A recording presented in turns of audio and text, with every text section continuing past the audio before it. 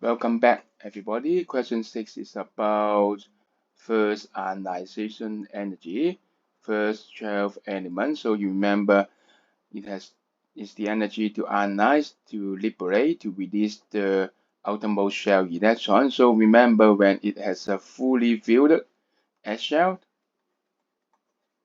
as the outermost shell electron, then it will be difficult to release it.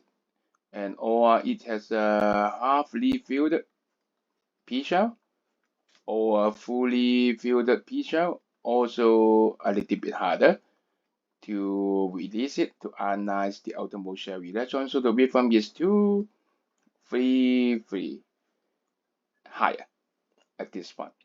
So start from here, okay? Okay, look at here. Okay, so 1, 2 higher, right? So 1, 2 higher, right? So 1, 2, 3 higher. So 1, 2, 3 higher, and then drops down.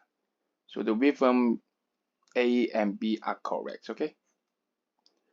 But the problem is whether for n equals to the last one, okay, easier to be ionized or harder than the n equals 1 situation.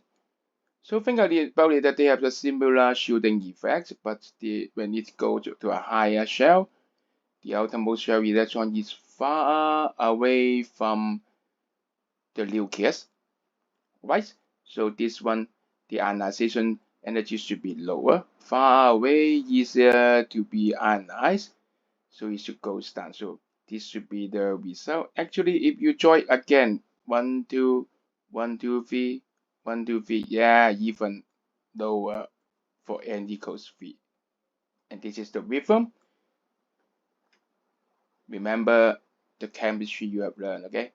You have learned a lot. So the answer is A. Well done. Good job. See you for next question.